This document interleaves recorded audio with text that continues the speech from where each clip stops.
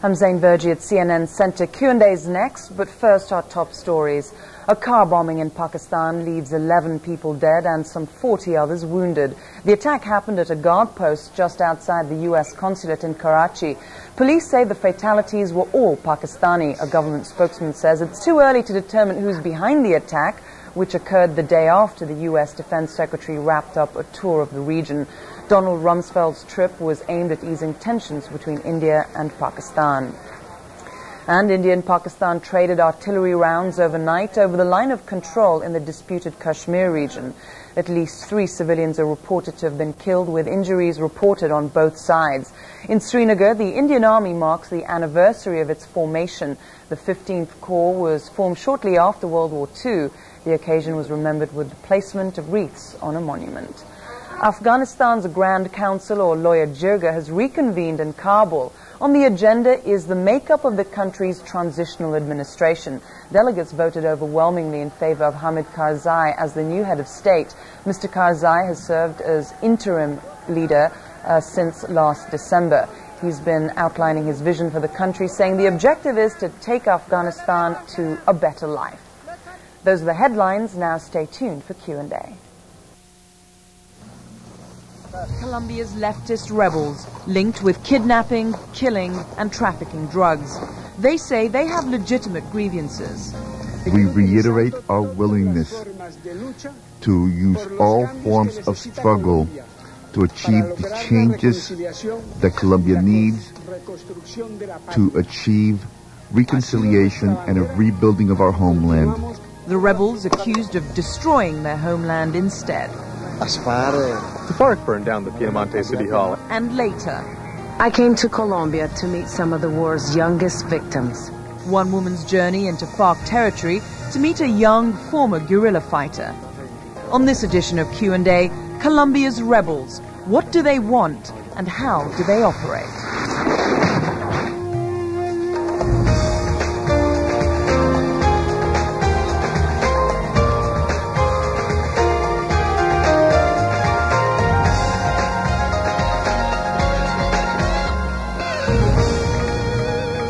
Welcome to Q&A.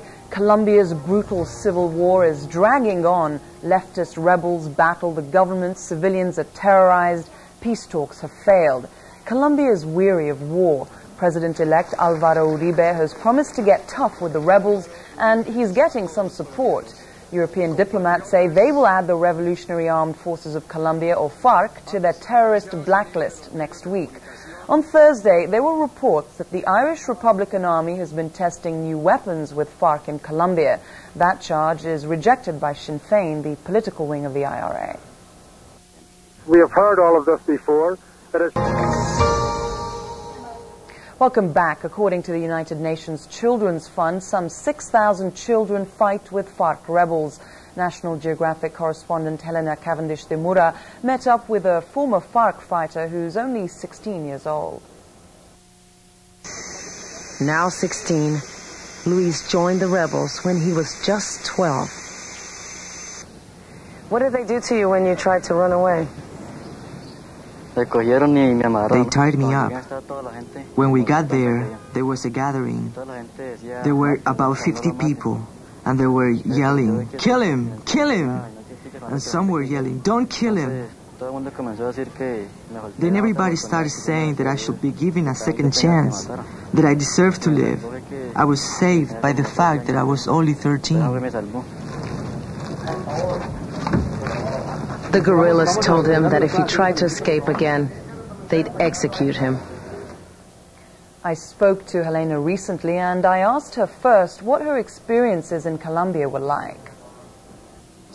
Well, I discovered through this journey, we went through some of the most horrible places. We saw a lot of brutality, but we also discovered hope. We discovered heroes. I think that to be a poor child in Colombia is to live with a daily threat of murder and exploitation. And we met children who overcame these hurdles, who overcame these obstacles and were able to succeed. And we also met some heroic figures that invested in these children, who believed in them and who are making a big change. Helena, you were in Colombia to try and find out how children were affected in the war in Colombia. What did you discover? Some of the children's stories were pretty amazing, especially the child soldiers, children that were as young as 11 or 9, who had already killed so many people, who had conquered towns, who had really experienced levels of violence that would make even a professional soldier tremble. So there were some amazing stories from child soldiers, some amazing stories also from child prostitutes, children who, this is a very common problem in Colombia. We have there's a mass exodus continuing to pour into the urban areas because of all the massacres in the countryside. A lot of these internal refugees are children, and the children, many of them end up in the streets. They end up trapped in prostitution and drugs, and they had also some pretty amazing stories. I hung out with children who also overcame these obstacles, who joined an organization called Renacer, and they were able to find jobs to rehabilitate into society. And so I met true heroes there, and people who overcame a lot to be able to just have a normal life. We also heard you earlier talk to a 16-year-old former FARC fighter. Tell us a little bit more about him and how he got involved with FARC in the first place and how he got out. I think that his story really typifies the struggle that some of the children in the countryside have. He was actually recruited by the guerrilla. He said that one day he was at home and he saw the guerrilla marching through his city, his small town. And he was from a very poor family, and of course his family said, why don't you join the guerrilla? You know, it's a way for you to eat and to find work. So he did join the guerrilla. I believe he was at the age of 9.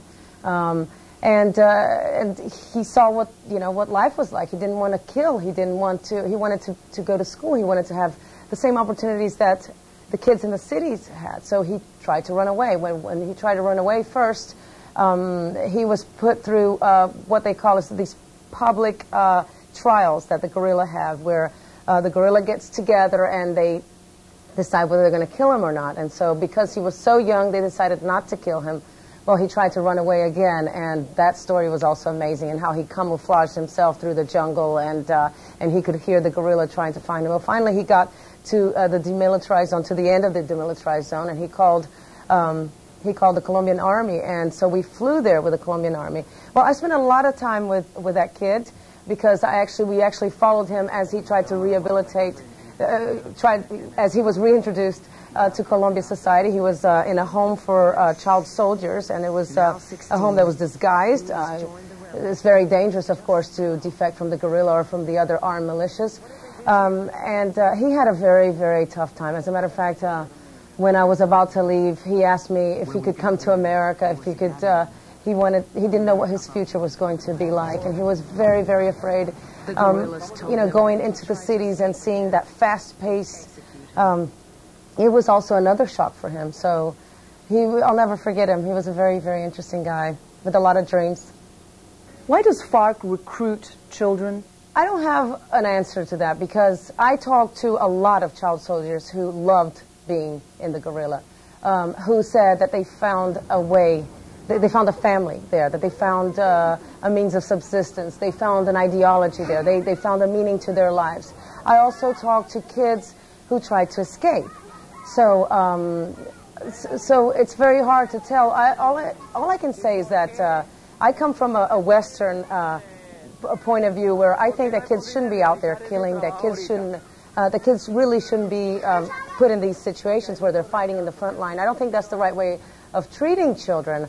Now, perceptions are different, because in the countryside of Colombia, kids start working in the fields at the age of 7 or 8, and the guerrilla really do not recognize the international protocols that establish the age of 18 as the proper age to join the armed conflict. So, but I believe, in my opinion, I don't think that that's the right way that children should live, and I think that they're put through a lot of hardships. I also heard of cases of children trying to escape, and also, being killed, and children having to kill other children, and children being put in the front line. So, again, these are, I heard stories. I heard a lot of stories. I talked to about 25 child soldiers, former child soldiers, of course. And a lot of them had been so heavily you know, brainwashed by the Marxist-Leninist ideology, that they really couldn't tell me what was in their heart or what they wanted. They really could only say that they wanted to go back to the guerrilla, and that was interesting.